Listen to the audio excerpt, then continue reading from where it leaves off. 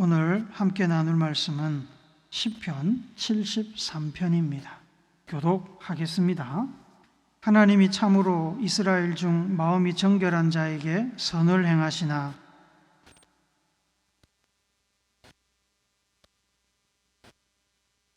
이는 내가 악인의 형통함을 보고 오만한 자를 질투하였음이로다. 사람들이 당하는 고난이 그들에게는 없고 사람이 당하는 재앙도 그들에게는 없나니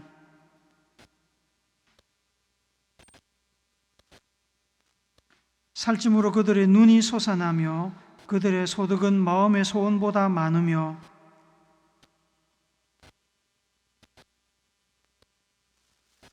그들의 입은 하늘에 두고 그들의 혀는 땅에 두루 다니도다.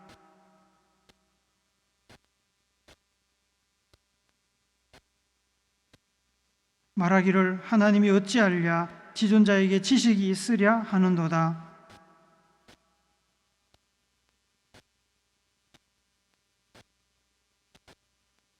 내가 내 마음을 깨끗하게 하며 내 손을 씻어 무죄하다 한 것이 실로 헛되도다.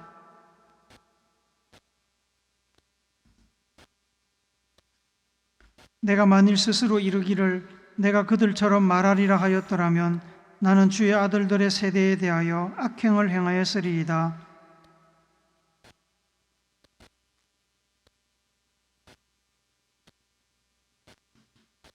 하나님의 성소에 들어갈 때에야 그들의 종말을 내가 깨달았나이다.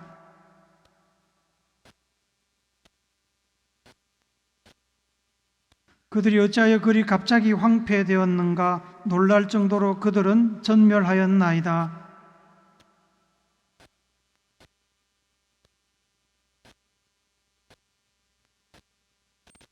내 마음이 산란하며 내 양심이 찔렸나이다.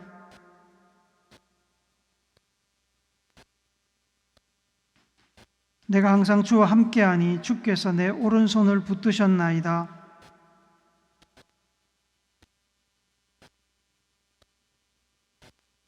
하늘에서는 주 외에 누가 내게 있으리요 땅에서는 주밖에 내가 사모할 리 없나이다.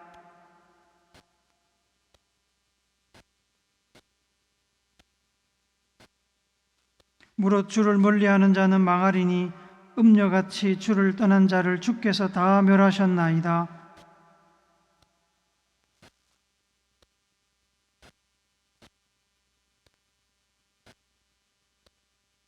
아멘.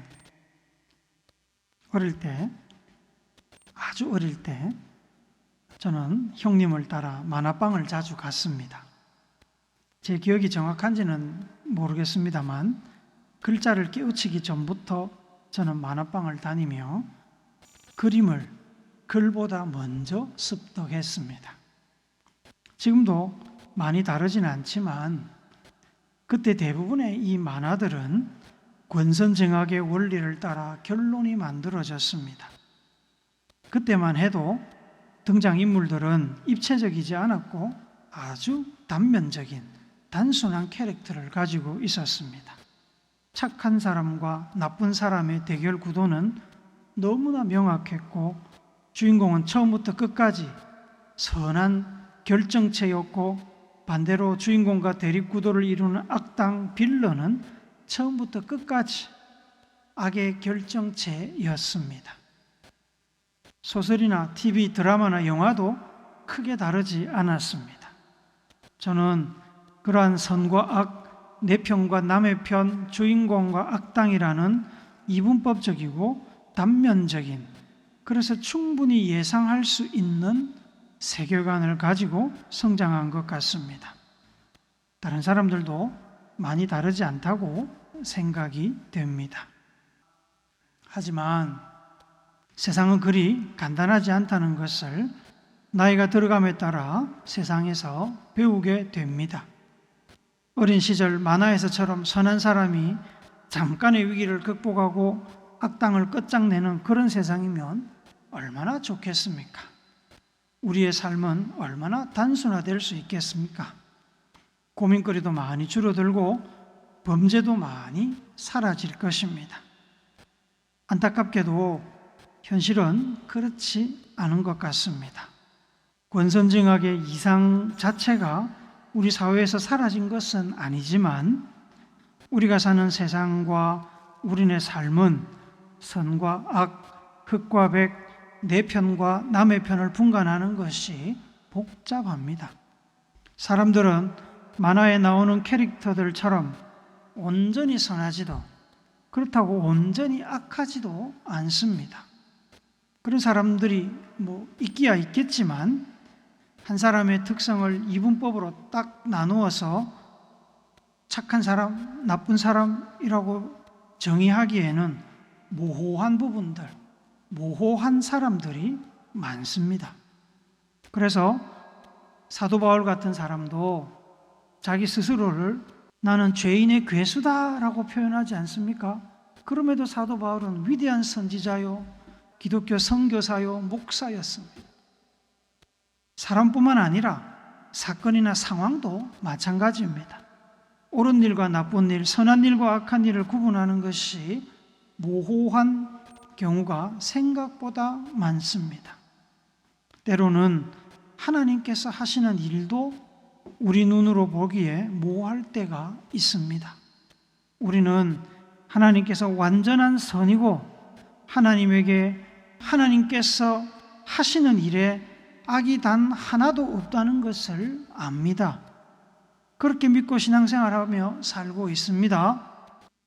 그런데 가끔 우리 삶 가운데 일어나는 일들은 우리의 믿음을 흔들 때가 있습니다. 1절, 2절에서 시인이 이 이야기를 하고 있습니다. 우리 쉬운 성경으로 한번 읽어봅시다. 시작. 참으로 하나님은 이스라엘을 선하게 대하시며 마음이 깨끗한 자들에게는 더욱 그리하십니다. 그러나 이제 나는 그 사실을 믿을 수 없게 되었습니다. 내 믿음을 다 잃어버릴 것 같습니다. 하나님께서는 이스라엘 백성들 혹은 하나님의 말씀을 듣고 순종하며 사는 영혼이 깨끗한 성도들을 선하게 대하시고 복을 주시는 것으로 우리는 알고 믿고 살아왔는데 이제 와보니 그 사실에 대한 시인의 믿음, 마음이 흔들렸다고 고백합니다. 하나님이 선하시니까 선한 사람은 잘 되고 악한 사람은 망할 것이라고 생각하고 살아왔는데 살다 보니 꼭 그렇지 않더라는 것입니다. 선한 사람도 망하고 악한 사람도 잘 되더라는 말입니다. 그래서 시인의 마음이, 믿음이, 그 확신이 흔들렸습니다. 시인은 자신의 마음이 흔들린 이유를 3절부터 12절까지 쭉 이야기를 하고 있는데 그것을 한마디로 정의를 하자면 악인의 형통 때문입니다. 악인이 잘 되는 것을 보면서 시인은 솔직한 자신의 마음을 표현합니다. 3절도 우리 쉬운 성경으로 한번 읽어봅니다. 시작. 왜냐하면 악한 사람들이 잘 사는 것을 보고 나는 그런 교만한 사람들에게 질투를 느꼈기 때문입니다. 믿음이 흔들리는데 왜 그 믿음이 흔들리냐? 악한 사람들이 형통하고 잘 되는 것을 보고 오히려 내가 그 사람들을 질투했다. 나도 저렇게 됐으면 좋겠다 라고 생각했다는 겁니다. 유럽의 여러 나라들이 제2차 세계대전이 끝난 이후에 히틀러와 나치 정부에 부역했던 이들을 모조리 찾아서 법의 심판을 받게 했습니다. 지금도 나치 정부에 부역했던 사실이 밝혀지면 법의 심판을 받게 하고 있습니다. 그런데 우리나라는 안타깝게도 광복 이후에 친일파에 대한 청산을 제대로 하지 못했습니다. 일부에 대한 친일 청산이 이루어졌지만 많은 친일파들이 일제강점기에 누리던 권세와 부귀를 광복 이후에도 그대로 누리며 살았습니다. 하지만 잘 아시는 대로 일제강점기 때 나라의 독립을 위해서 자신의 모든 재산과 삶을 들여서 반일투쟁, 독립운동을 했던 민족 영웅들의 후손들은 해방 이후에 제대로 된 보상을 받지 못하고 가난한 삶을 살았습니다. 명예가 회복되고 보상이 주어진 사람들도 있지만 지금도 그 민족 영웅들 후손 중에는 증명할 길이 없어서 국가로부터의 보살핌을 제대로 받지 못하고 있는, 그래서 힘겹게 살아가고 있는 사람들이 있습니다. 이러한 불합리하고 정의롭지 못한 상황을 보면서 후손들은 어떤 생각을 하겠습니까?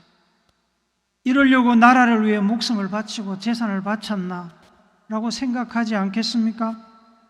친일한 조상 잘 둔 덕분에 쿠데타로 나라를 뒤집어 엎었는데도 사악하고 교활한 부모를 잘 둔 덕분에 지금도 떵떵거리며 살고 있는 사람들을 보면서 후손들이 어떤 생각을 하겠습니까? 또다시 나라가 어려워지면 정의롭게 나라를 위해 목숨과 재산을 바치겠다고 생각하겠습니까? 오히려 불의하고 불법적으로 재산을 모아 잘 살고 있는 사람들을 부러워하지 않겠습니까? 사회정의가 실현되지 못하면 이런 일들이 일어납니다. 시인의 고통이 이와 비슷합니다.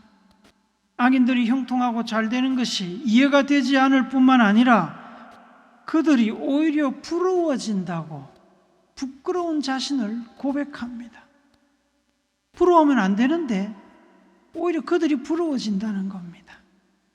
물론 그렇다고 시인이 앞으로 자기도 악인으로 살겠다는 말은 아닙니다. 악인들이 형통한 상황이 너무 억울하고 분통이 터진다는 마음입니다. 4절 5절에 보니까 악인들은 죽을 때도 편안하게 죽습니다.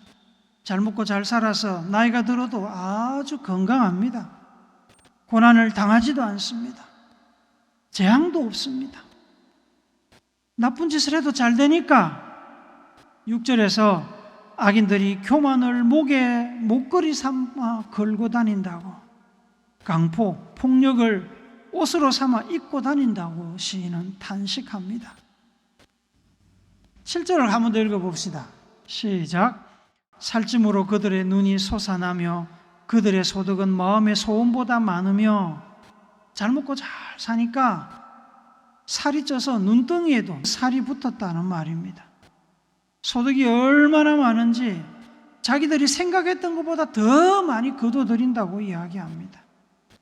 8절에서는 악인들은 사람들을 능욕하며 비웃고 비난하고 악한 말을 하고 거만한 태도를 말한다고 시인이 고발합니다.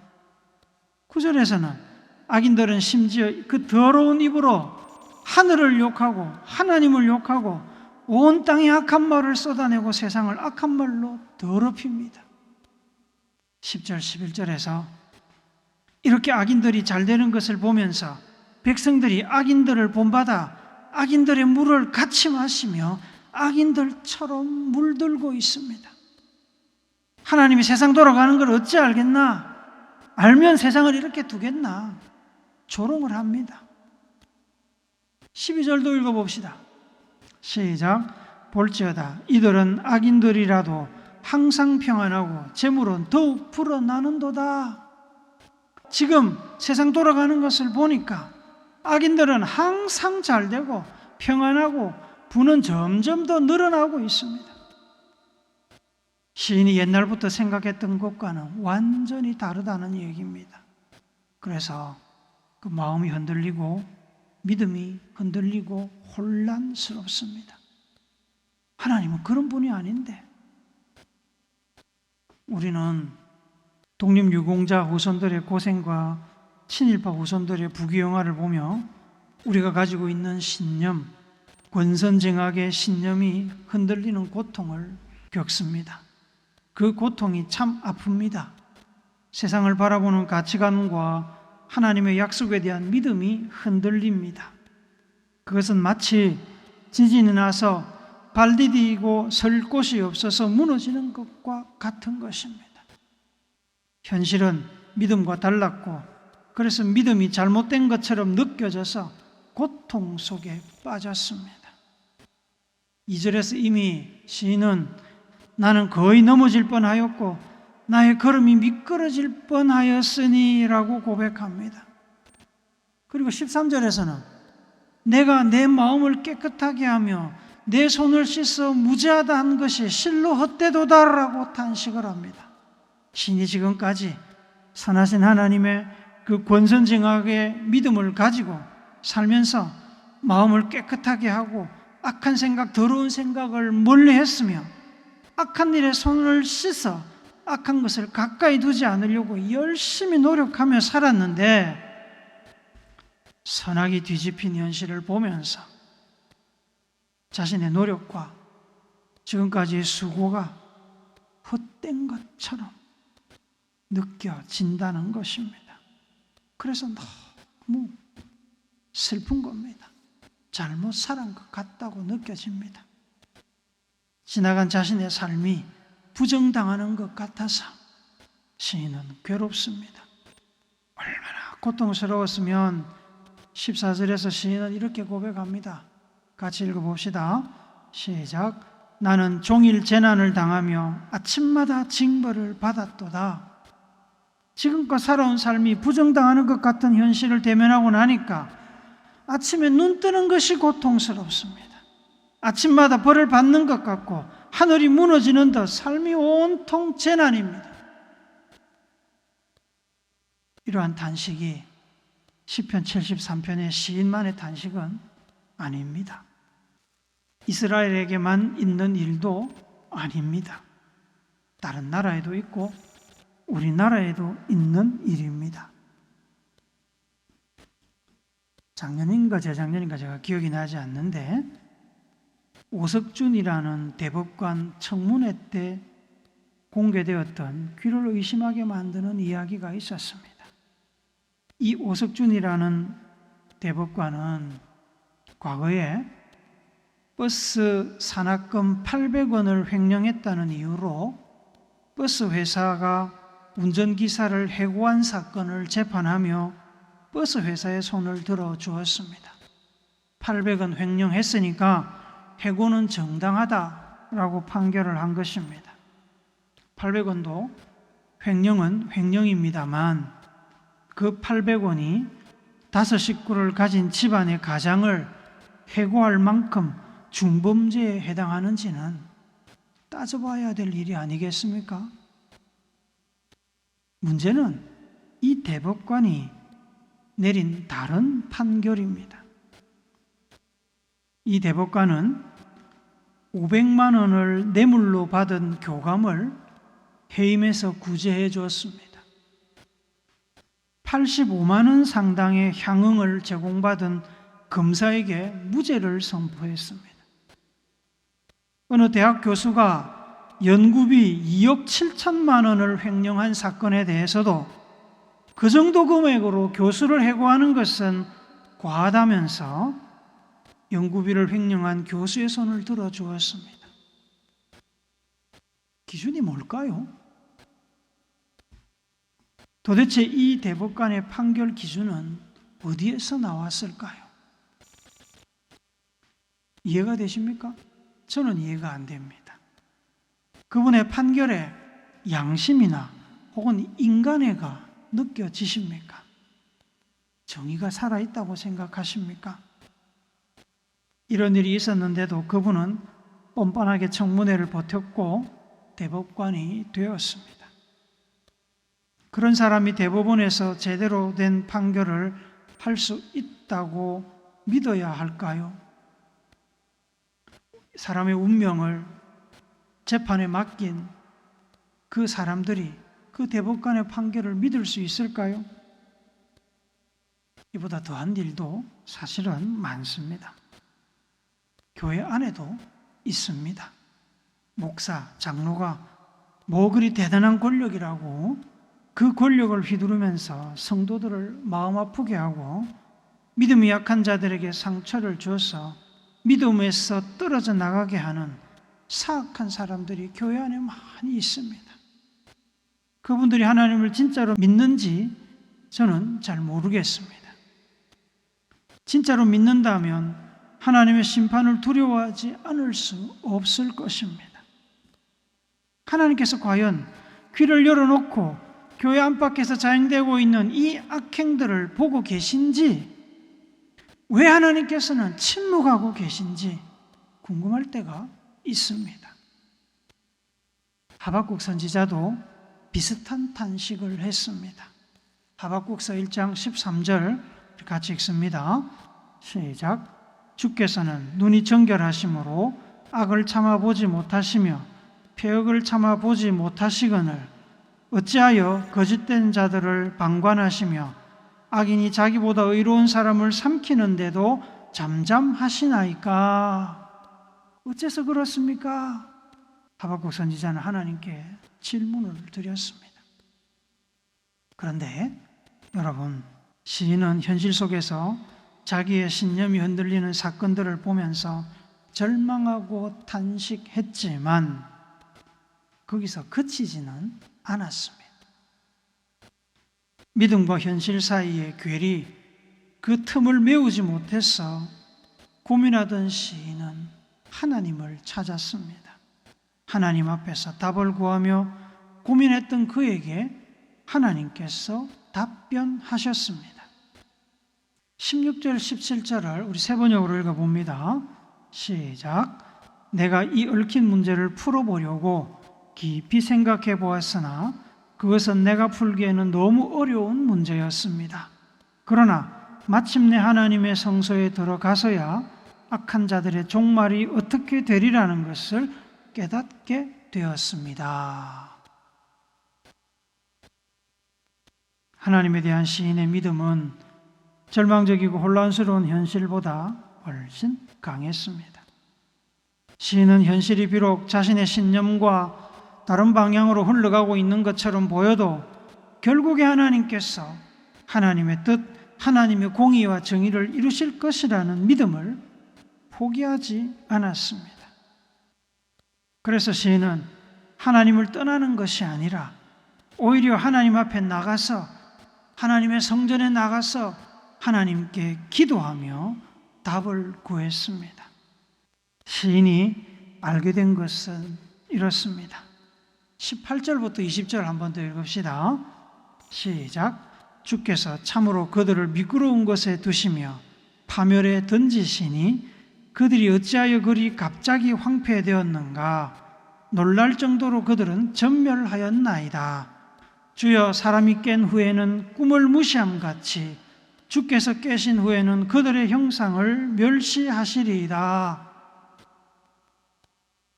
하나님께서 잘 나가던 악인들을 미끄러지게 하실 것입니다. 갑자기 망하게 하실 것입니다. 사람이 꿈에서 깨어나면 꿈속에 있었던 일들을 잊어버리듯이 하나님께서 악인들의 형상, 악인들의 성공과 번영과 악인들의 그 영향력을 마치 사라진 꿈처럼 없애버리실 것입니다. 하나님의 응답을 통해서 시인은 악인들의 결과가 이렇게 될 것을 확신할 수 있었습니다. 그래서 시인은 이제 하나님을 찬양하며 이 시를 마무리합니다. 26절, 28절 읽어봅니다. 시작. 내 육체와 마음은 쇠약하나 하나님은 내 마음의 반석이시요 영원한 분깃이시라. 하나님께 가까이함이 내게 복이라. 내가 주 여호와를 나의 피난처로 삼아 주의 모든 행적을 전파하리이다. 하나님을 가까이함이 내게 복이라. 당장 눈앞에 어려운 일이 닥치고 우리의 신념에 반하는 일들이 일어나지만, 우리의 믿음을 흔드는 일이 일어나지만, 그럼에도 불구하고 하나님을 가까이함이 내게 복이다 라고 시인은 고백합니다. 하박국 선지자도 같은 결론에 도달했습니다. 거짓을 일삼고 악을 행하는 자들이 성공하여 권세를 누리고 의인들이 공격을 당하고 고난에 빠지는데도 하나님께서 아무런 반응을 보이지 않는 그 현실을 바라보면서 하나님을 향하여 왜 침묵하시냐고 탄식했던 하박국 선지자는 하나님의 음성을 듣고 난 뒤에 마침내 깨닫게 되었습니다. 하박국서 3장 8절 9절 우리 쉬운 성경으로 같이 읽습니다. 시작. 여호와여, 말을 타고 달리시고 전차를 몰아 승리의 길로 나아가는 것은 강을 향해 노하시는 것입니까? 시내를 향해 노하시는 것입니까? 바다를 향해 노하시는 것입니까? 주께서 활을 꺼내시고 화살을 날리셨습니다. 주께서 강으로 땅을 나누셨습니다. 악인에 대한 복수와 하나님의 공의의 심판이 얼마나 엄하고 무서운지를 표현하는 겁니다. 강과 바다가, 시내가 흔들릴 정도로, 땅이 갈라질 정도로 하나님은 악에게 분노하시며 심판하실 것입니다. 하나님은 결코 불의와 악을 용납하시거나 내버려 두시지 않을 것입니다. 때가 되면 반드시 심판하시고 의인들, 연약한 자들의 기도를 들으실 것입니다. 그래서 하박국 선지자는 하박국 3장 2절에서 야훼여, 우리가 당신의 명성을 들었습니다. 우리는 야훼께서 하시는 일을 보았습니다. 우리 시대에도 그 일을 보여주십시오. 아무리 노여우셔도 잊지 마시고 자비를 베풀어 주십시오 라고 기도합니다. 그리고 3장 18절에 가서는 나는 여호와로 말미암아 즐거워하며 나의 구원의 하나님으로 말미암아 기뻐하리로다 라고 하나님을 찬양합니다. 사랑하는 성도 여러분, 영화나 드라마, 만화의 내용이 너무 단편적으로 권선징악을 이야기하면 좀 재미가 없습니다. 진부해 보입니다. 그래서 전통적인 권선징악의 이야기를 비틀거나 아예 악당이 주인공이 되고 독자나 관객은 영화를 보면서 악당을 응원하게 되는 그런 내용들도 요즘은 많이 나옵니다. 가상의 세계에서는 가끔 그런 주인공 악당이 좋아 보이기도 하겠지만 그런 사람들을 현실에서 만난다면 우리는 결코 그들을 좋아할 수 없을 것입니다. 아무리 영화에서 예쁘게 포장을 해도 악은 악입니다. 하나님은 절대 선이신 분입니다. 하나님은 권선징악의 하나님이십니다. 당장에 우리 눈앞에 악이 득세하고 악한 놈들이 부귀영화를 누리며 잘 사는 것처럼 보여도 때가 되면 하나님께서 그 악에 대하여 반드시 심판하실 것이며 선에 대하여 보상하실 것입니다. 현실과 믿음, 이상이 일치하지 않는 것처럼 보인다고 해도 때가 되면 하나님께서 선과 악의 결말을 명확하게 드러내십니다. 하나님의 선을 의심하지 말고 붙드시기를 바랍니다. 때로 선과 악이 뒤엉켜 악이 득세하는 것으로 실망할 때도 있겠지만 하나님의 공의로운 성품을 신뢰하며 흔들리지 말고 믿음을 지키고 선을 행하시기를 바랍니다. 포기하지 않고 하나님의 공의와 진리에 순종함으로 하나님께서 주시는 상과 복을 받아 누리며 하나님을 찬양하는 우리 모두가 되기를 의의 왕이신 예수님의 거룩하신 이름으로 축복합니다. 아멘.